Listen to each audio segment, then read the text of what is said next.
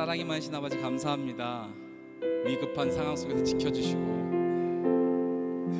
어떤 환경 속에서도 우리를 보호하여 주시며 감사드립니다. 주님, 한 주 동안 살아오면서 너무 많은 잘못과 죄악을 저지른 것 같습니다. 주님, 이 모든 죄, 모든 잘못 주 앞에 내려놓으니 주님께서 해결하시고 주님의 이름으로 그 모든 죄를 사하여 주시옵소서. 앞으로 다시는 우리가 죄를 더욱더 안 질 수 있는 길로, 안 질 수 있는 마음을, 그런 행동을 하지 않도록 주님께서 이끌어 주시옵소서. 주님, 간구하기는 우리가 죄악에서 벗어나 예배의 자리로 나오길 원합니다. 주님, 우리를 예배자로 세워주시고 이 예배에 성령의 은혜를 부어주시옵소서. 다시 한번 주님의 사랑을 회복할 수 있도록, 첫사랑을 경험할 수 있도록 주님 이 예배를 주관하여 주시옵소서. 주님 사랑합니다. 감사합니다. 예수님의 이름으로 기도드렸습니다. 아멘. 우리 신나게 박수치면서 마지막 날에 찬양하시겠습니다.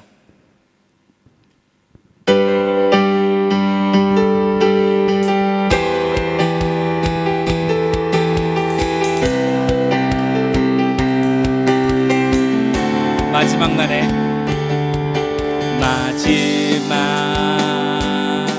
날에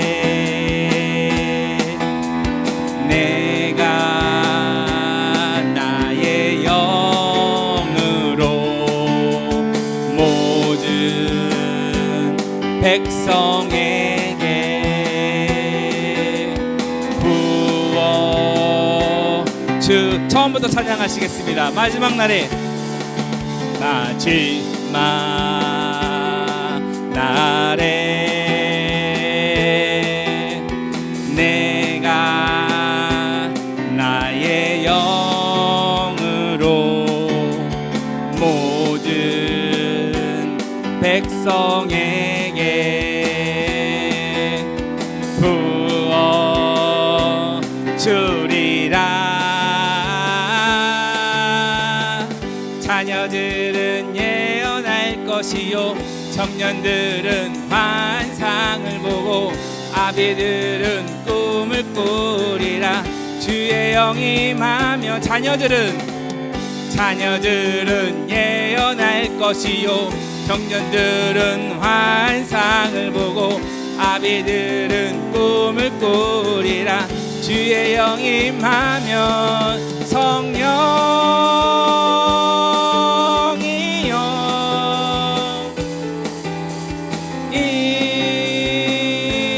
임하소서. 성령이여 우리의, 처음부터 찬양하시겠습니다. 마지막 날에, 마지막 날에 내가 나의 영으로 모든 백성에게 부어 주리라.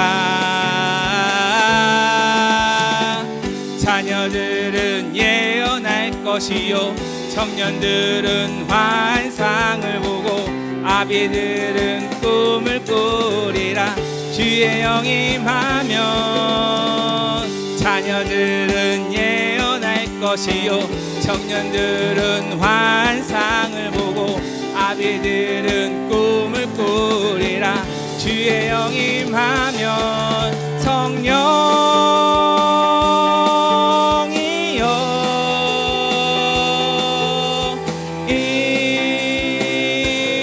임하소서. 성령이여 우리에게, 성령이여, 성령이여, 아멘. 임하소서.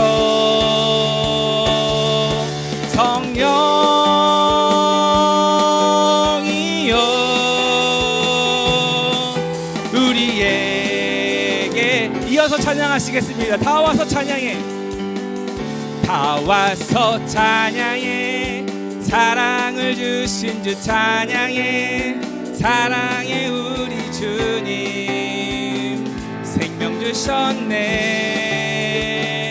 소리쳐 찬양해. 기쁨을 주시는 우리 왕 찬양의 제사 드리며. 처음부터 찬양하시겠습니다. 다 와서 찬양해. 다 와서 찬양해. 사랑을 주신 주 찬양해. 사랑해 우리 주님. 생명 주셨네. 소리쳐 찬양해. 기쁨을 주시는 우리 왕 찬양의 제사 드리며 주님께 경배해. 다 와서 찬양해. 찬양해. 찬양해 주님. 찬양해 주님 우리 왕. 다 와서 찬양해. 찬양해. 찬양해 주님. 다 와서 찬양해. 후렴 찬양하시겠습니다. 다 와서 찬양해. 찬양해. 찬양해 주님. 찬양해 주님 우리 왕. 다 와서 찬양해. 찬양해. 찬양해 주님. 찬양해. 다 와서 찬양해. 다 와서 찬양해. 찬양해. 찬양해 주님. 찬양해 주님 우리 왕. 다 와서 찬양해. 찬양해. 찬양해 주님. 찬양해 주님. 찬양해 주님 우리 왕. 찬양해 주님. 찬양해 주님 우리 왕. 찬양해 주님 우리 왕. 주님께 영광의 박수 돌리겠습니다. 주님이 우리의 왕이십니다. 아멘. 한 번도 우리를 저버리지 않은 우리 하나님을 위해 다시 한번 찬양하시겠습니다.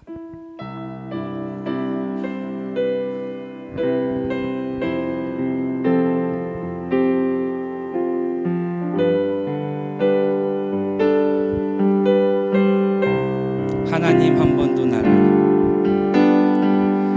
하나님 한 번도 나를 실망시킨 적 없으시고 언제나 공평과 은혜로 나를 지나온 모든 세월들,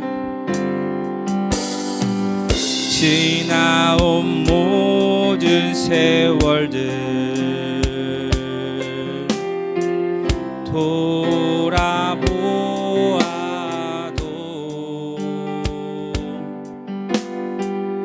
그 어느 것 하나 주의 손길 안 미친 것 전혀 없네. 오직 실하신 주, 오직 실하신 주. 아멘. 내 너를 떠나지도 않으리라. 내 너를 버리지도 않으리라. 약속하셨던 주님, 그 약속을 지키사 이후로도 영원토록 함께 1절 찬양하시겠습니다. 하나님 한 번도 나를, 하나님 한 번도 나를 실망시킨 적 없으시고 언제나 공평과 은혜로 나를 지키셨네. 오직 실하신 주, 오직 실하신 주, 오직 실하신 주, 내 너를 떠나지도 않으리라,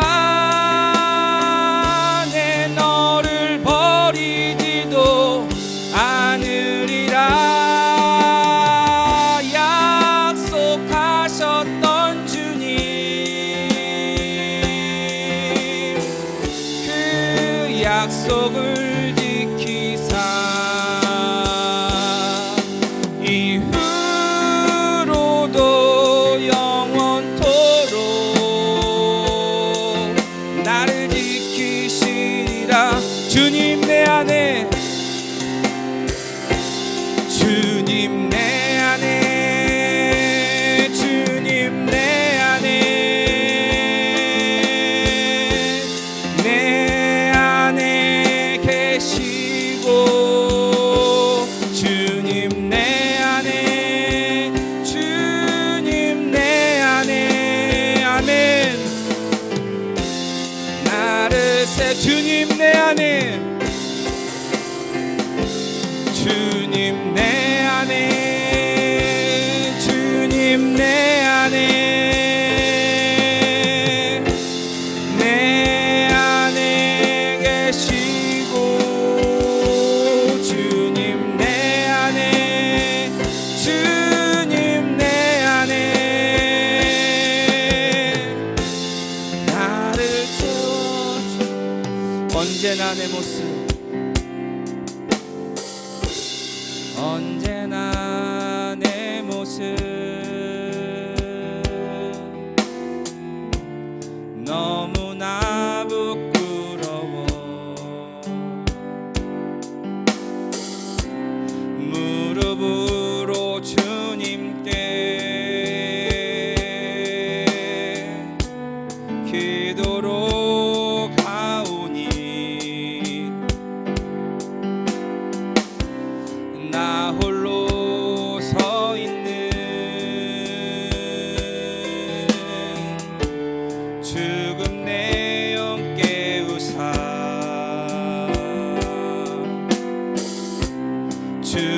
주님만 나를 세워 내 영 살게 하소서.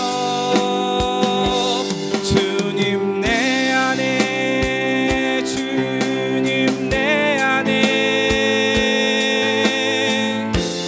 내 안에 계시고, 주님 내 안에, 주님 내 안에 나를 새, 주님 내 안에,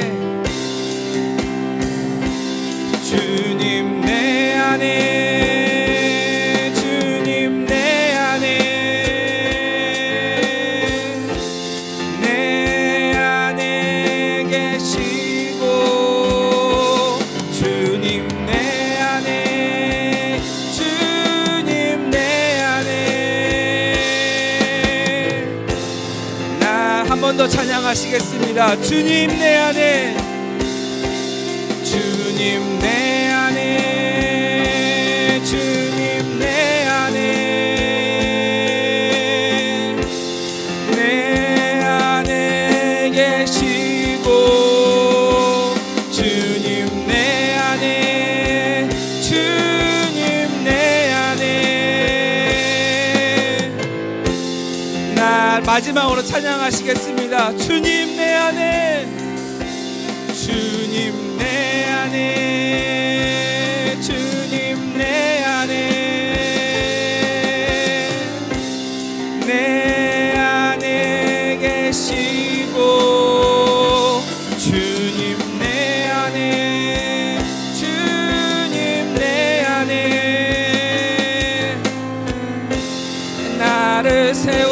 다 함께 이 예배에 함께 성령이 임해달라고, 오직 성령님이 이 예배에 임해달라고 이 기도 제목 하나만 가지고 우리 주여 한번 부르짖고 기도하겠습니다. 주여 기도하겠습니다. 주여.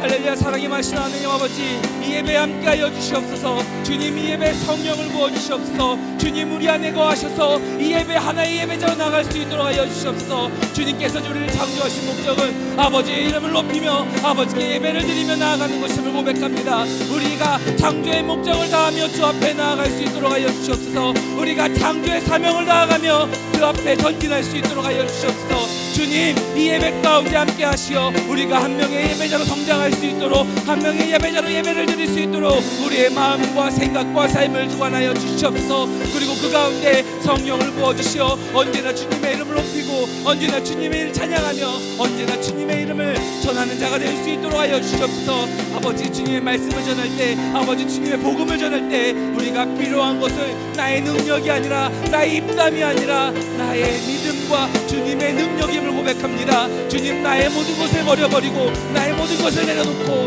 주 앞에 나와 주님을 붙들며 나아갈 수 있도록 하여 주시옵소서. 주님께 매달려 한 명의 예배자로 무릎 꿇고 전진할 수 있도록 하여 주시옵소서. 영광이 많으신 하나님 아버지, 온전히 주님만을 찬양합니다. 온전히 주님만을 높입니다. 주님, 우리와 함께하여 주시옵소서. 이 예배에 성령을 부어주시옵소서. 이 예배에 주님의 임재하여 주시옵소서. 다시 한번 신의 사는 경험을 우리가 경험할 수 있도록 이스라엘의 하나님이 아니라 나의 하나님, 부모님의 하나님이 아니라 나의 하나님을 만날 수 있는 이 시간이 될 수 있도록 하여 주시옵소서. 영광이 많으신 하나님 아버지, 온전히 우리를 붙들어 주시옵소서. 온전히 우리와 함께하여 주시옵소서. 영광이 이 모든 것을 주옵소서. 주님, 감사합니다. 우리 이 자리에 불러주셔서 주 앞에 찬양하게 하시고 예배 드리게 하시도록 이끌어 주셔서 감사합니다. 주님, 나의 모든 것을 주 앞에 맡깁니다. 입으로 시인하고 머리로 생각을 하지만 그렇지 못할 때가 너무 많습니다. 주님, 우리의 마음을 주관하시어 주 앞에 모든 것을 내려놓을 수 있도록 주님, 우리를 이끌어 주시옵소서. 주님, 이 예배에 함께하여 주시옵소서. 감사합니다. 사랑합니다. 예수님의 이름으로 기도드렸습니다. 아멘.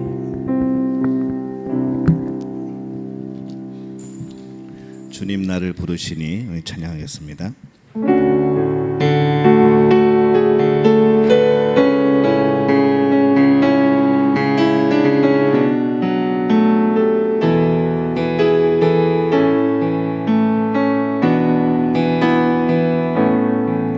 주님 나를 부르시니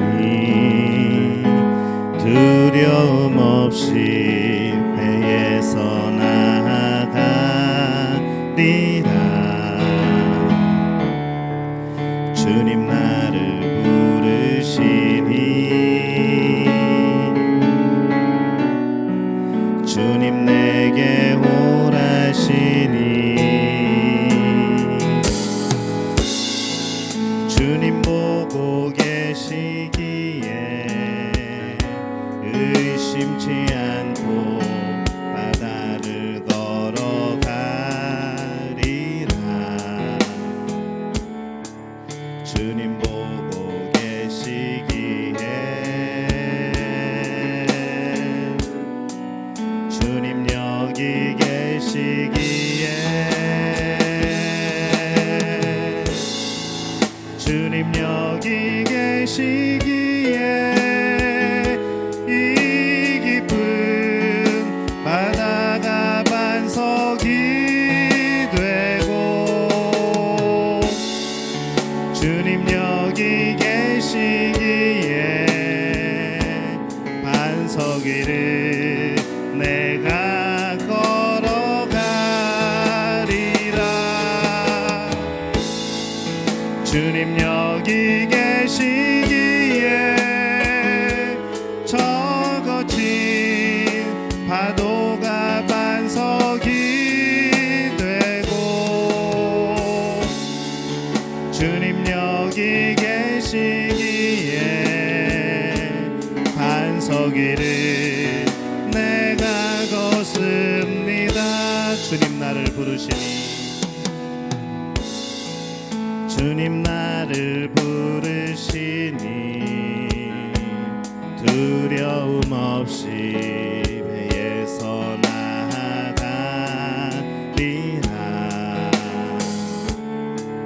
주님 나를 부르시니 주님 내게 오라시니 주님 보고 계시기에 의심치 않고 바다를 걸어가리라.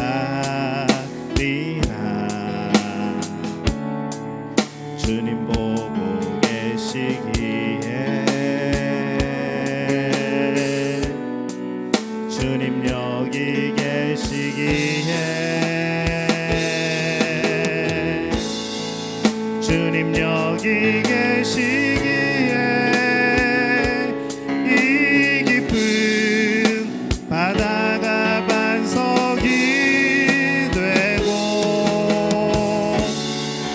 주님 여기 계시기에 반석 위를 내가 걸어가리라. 주님 여기 계시기에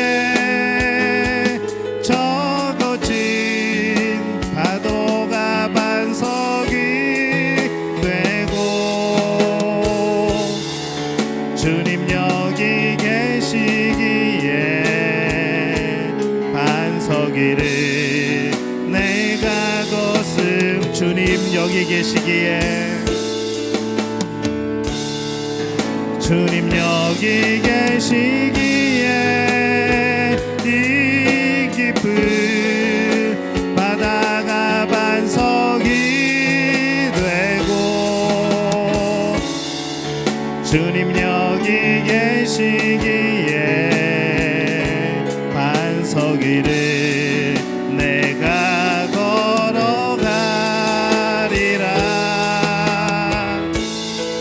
주님 여기 계시기에 적어진 파도가 반석이 되고 주님 여기 계시기에 반석 위를 내가 걷습니다.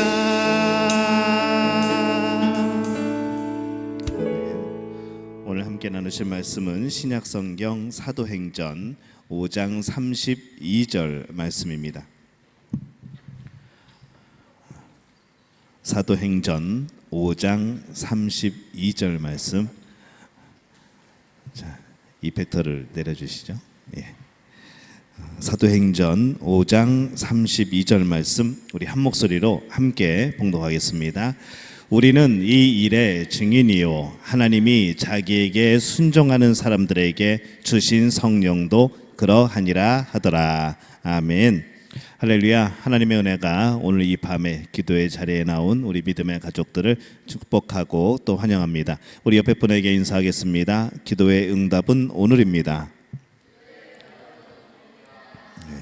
한 번 더 인사합니다. 성령 충만을 받읍시다.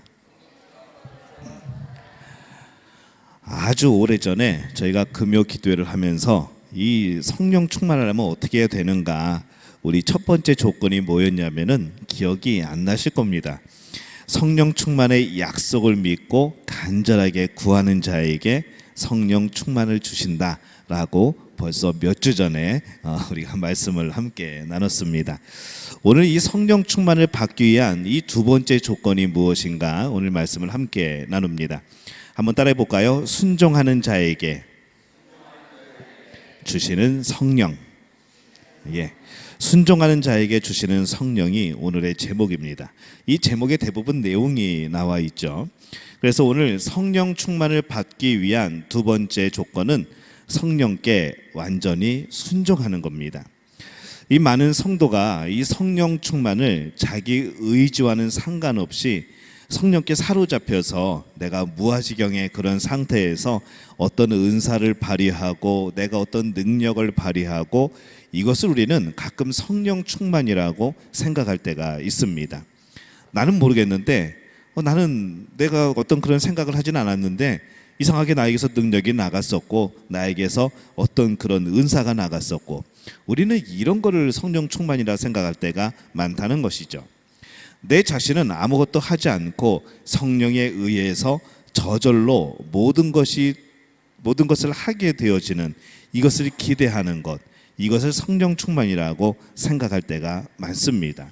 근데 이게 참 굉장한 오해라는 것이죠. 사도행전 5장 32절 오늘 말씀을 다시 보면은 이 성령 충만에 대해서 확실한 그 조건이 나옵니다. 우리 5장 32절 말씀 우리 다시 한번 함께 봉독하겠습니다. 우리는 이 일의 증인이요 하나님이 자기에게 순종하는 사람들에게 주신 성령도 그러하니라 하더라. 아멘.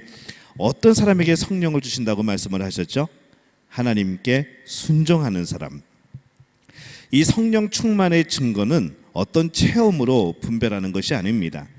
하나님께 완전히 순종하고자 하는 이 마음의 상태로 내가 성령 충만하구나, 나는 성령 충만하지 않구나, 이것을 분별할 수가 있다는 것이죠.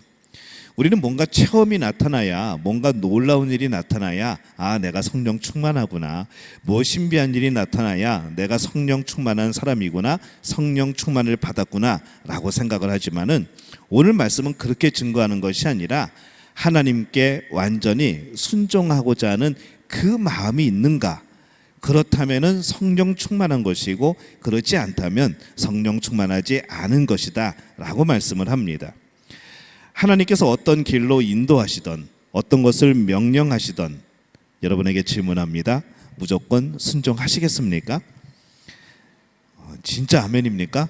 앞에 단서를 붙였죠. 어떤 길로 인도하시던 어떤 것을 명령하시던 이게 어떤 것인지는 저도 모릅니다. 그럼에도 불구하고 이것이 하나님의 명령이라고 하시면 여러분 순종하겠습니까? 참 믿음이 좋으십니다.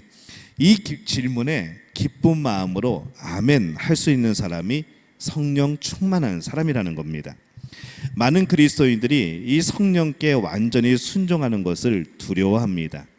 왜 두려워하는가? 힘든 일 시킬까 봐, 목숨 거는 일 시킬까 봐, 또 내가 가난해지고 뭔가를 나눠줘야 되고 나에게서 뭔가를 떼어내 줘야 되고 이런 일을 시킬까 봐, 때로는 나의 전 재산을 바치라고 할까 봐, 내가 있는 자리에서 내려오라고 할까 봐 우리는 성령의 음성에 완전히 순종하는 것을 두려워합니다. 그것을 굉장히 힘든 일이라고 생각을 하는 것이죠. 그러한 이유 때문에 우리가 성령 충만을 받지 못하는 경우들이 굉장히 많습니다. 우리는 이 성령 충만이 굉장히 어렵다고 생각을 하는데 그것은 어려운 게 아니고 이 하나님께 완전히 순종하겠다는 이 결단과 이 결심이 어려운 것이죠. 성령 충만 자체가 어려운 게 아니라 이 결단과 순종이 어려운 겁니다.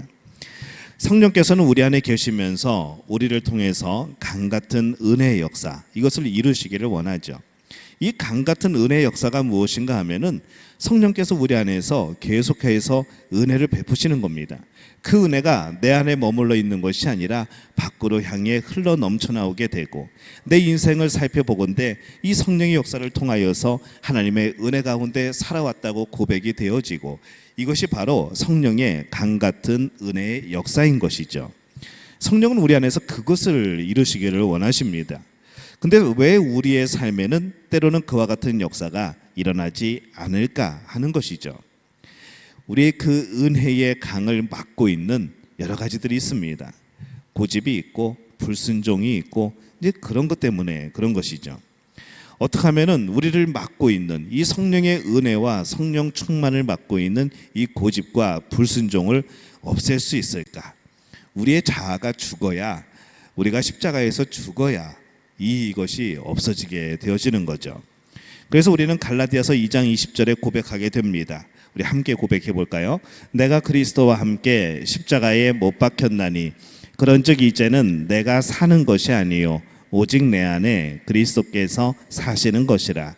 이제 내가 육체 가운데 사는 것은 나를 사랑하사 나를 위하여 자기 자신을 버리신 하나님의 아들을 믿는 믿음 안에서 사는 것이라. 아멘. 이 사도 바울은 그리스도 안에서 이미 죽은 자라고 우리 자신을 표현을 합니다.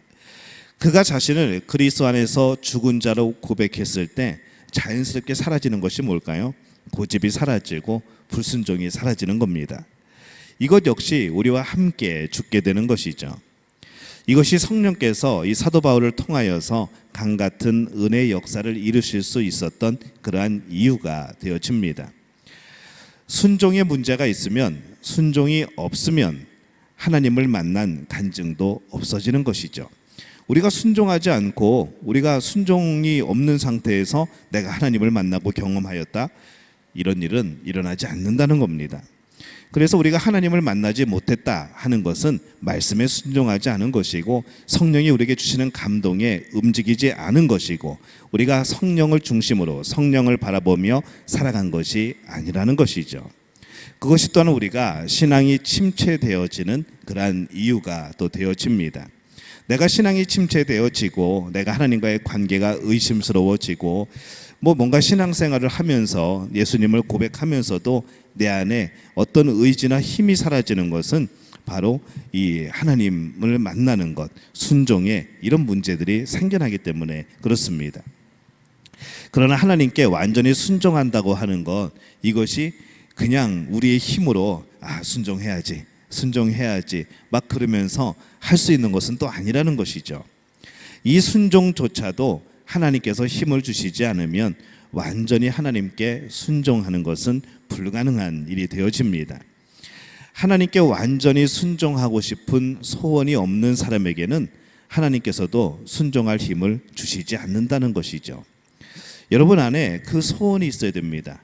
내가 하나님 앞에 순종하고 싶은 소원, 내가 하나님의 말씀을 따라 살고 싶은 소원, 그 마음에 간절함이 있을 때에 하나님이 역사하시고 우리를 성령 충만한 사람으로 만들어 주신다는 것이죠. 그래서 이 성령 충만은 하나님께 완전히 복종하고자 하는 그 결심 위에 부어주시는 하나님의 응답이 되어집니다.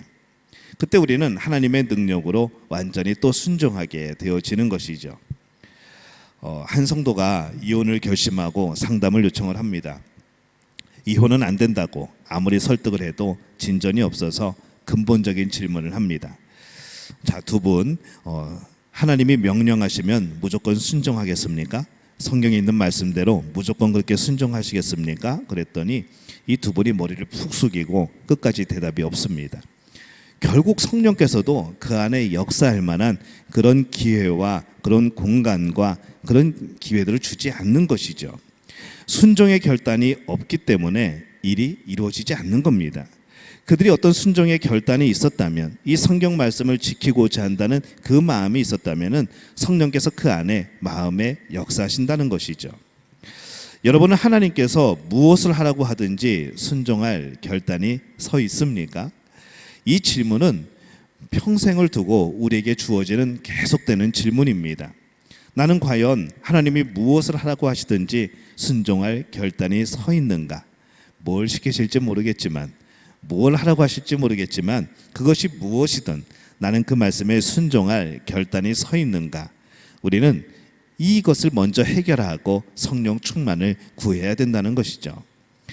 성령께서 인도하시는 대로 완전히 순종한다는 것이 뭡니까? 순종하기 어려운 것을 명령하실 때 순종하는 겁니다. 내가 할 수 있는 거 그건 당연히 하겠죠. 쉬운 거 얼마든지 할 수 있습니다. 그러나 정말 내가 마음에 내키지 않는 것, 정말 내가 생각해도 그것은 고난이라고 생각하고 환난이라고 생각하는 그 자리, 그것을 내가 순종하는가? 이것은 참으로 우리의 믿음의 깊이에 달려 있는 겁니다. 하나님께 순종하셨습니까? 라고 묻는다면 어떤 사람은 네, 순종했습니다 라고 말할지도 모르겠습니다. 그러나 순종을 해본 적이 있느냐고 묻는 것은, 이것은 그냥 그렇게 가볍게 묻는 것이 아니라는 것이죠. 온전히 순종했는가? 이것을 물어보는 겁니다. 그것이 무엇이든, 그것이 어떠한 것이든 순종하였는가? 여기 이 질문에 네라고 대답을 할 때만이 우리는 진정한 순종을 하는 것이죠. 어느 종이 주인에게서 받은 10가지 지시사항 중에서 9가지를 하고 1가지를 못했습니다. 그러면 그 종은 순종한 종일까요? 불순종한 종일까요? 불순종한 종인 것이죠.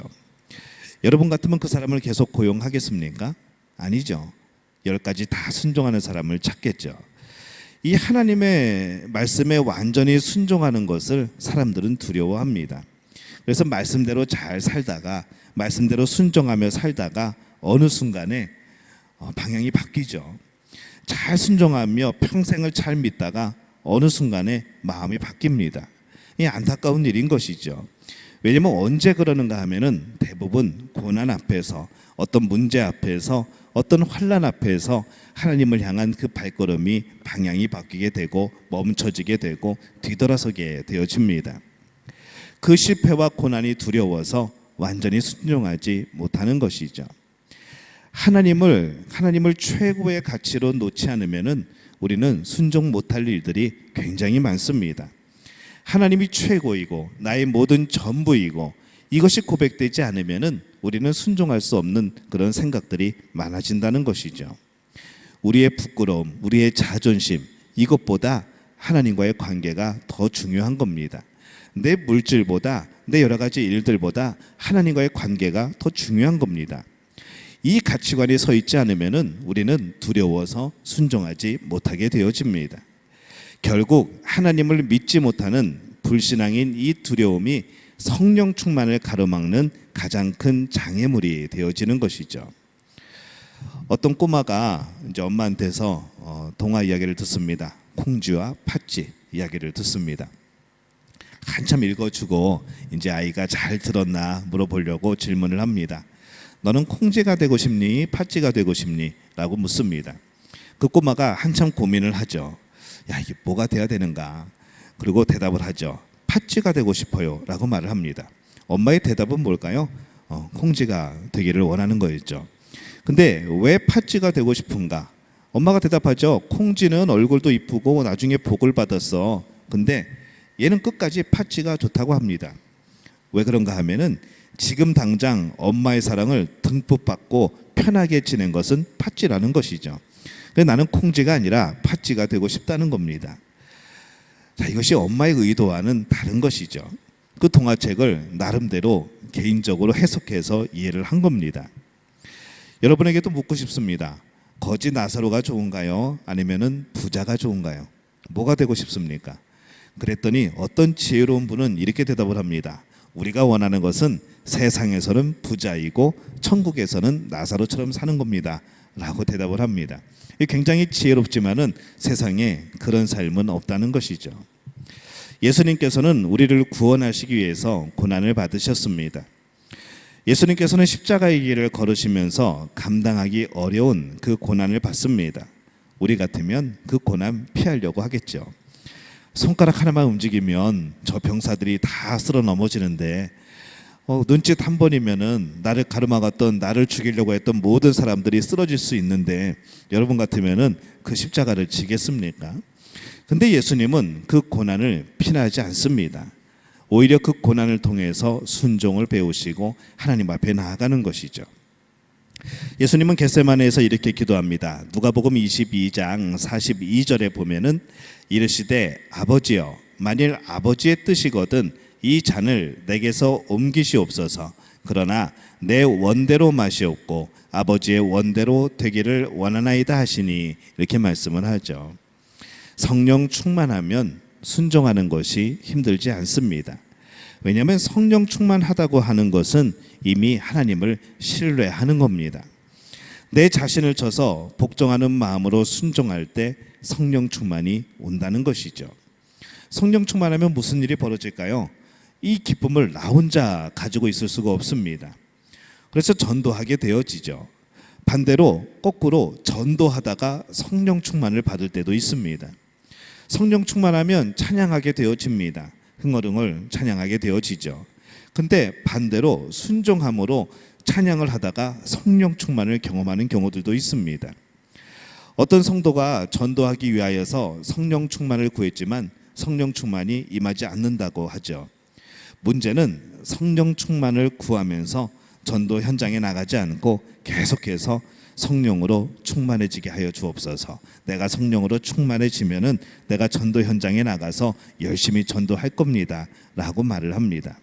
뭐가 바뀌었을까요? 성령 충만을 구했으면은 현장으로 나아가는 겁니다. 그리고 성령 충만을 먼저 받던 아니면 순종함으로 성령 충만을 경험하게 되던 하나님이 역사하신다는 것이죠. 순종하지 않고 구하기만 하는 기도, 뭐 잘되게 해달라고, 뭐 형통하게 해달라고, 하나님이 바라보시는 것은 우리가 구하는 것이 아니라 우리가 순종하는가, 이것을 보십니다. 순종한다고 하는 것은 이미 나의 삶을 하나님께 맡긴 겁니다. 내 삶의 흥왕성쇠를 하나님 앞에 맡긴 것이죠. 그리고 하나님이 우리를 인도하시는 그 모든 길에 대해서 내가 인정하고 그것에 순종한다는 의미가 바로 하나님을 섬기고 성령 충만하는 이미 증거가 되어집니다. 하나님이 그런 자의 기도를 진실한 기도로 받으시지 않겠습니까? 순종하는 자의 그 모습을 통하여서 하나님이 역사하시지 않겠습니까? 여러분에게는 어렵지만 순종해야 한다고 하는 하나님의 음성이 날마다 있습니다. 여러분 마음을 두드리죠. 야, 이거 이렇게 해야 되지 않겠니? 이거 기도해야 되지 않겠니? 야, 이거 말씀 봐야 되지 않겠니? 야, 이거는 하나님의 뜻이 아닌 것 같은데 하는 그런 음성들이 우리에게는 날마다 있다는 것이죠. 성령 충만은 그 음성에 순종하는 겁니다. 때로는 그것이 조금 힘들어도, 때로는 그것이 나의 자존심을 꺾는 것이라고 할지라도 때로는 순종할 필요가 있는 것이죠. 여러분은 성령의 음성에 순종하고 계십니까? 내가 무엇을 시켜도 너 순종할 수 있겠니? 라고 물어보실 때 여러분들은 고민하지 마시기 바랍니다. 일단 순종한다고, 아멘이라고, 내가 하나님의 뜻대로 살겠다고 그렇게 고백하시기 바랍니다. 그러면 그 다음 삶은 하나님이 인도하시는 것이죠. 하나님이 우리를 죽이려고 하시겠습니까? 하나님이 우리를 망하게 하시려고 하겠습니까? 이 하나님의 선하신 계획은 우리가 상상하는 것 이상으로 복된 삶인 줄로 믿습니다. 그래서 우리의 그런 환경에, 우리의 보이는 것에 우리의 마음을 두고 낙심하지 말고, 우리가 보이지는 않지만은 하나님을 신뢰하는 그 삶의 길을 걸어가게 될 때에 하나님은 이루시고 복되게 하시고 영광 받으실 줄로 믿습니다. 우리 믿음의 가족들이 이 길을 걸어가는 가족들이 되어지시기를 예수님의 이름으로 축원합니다.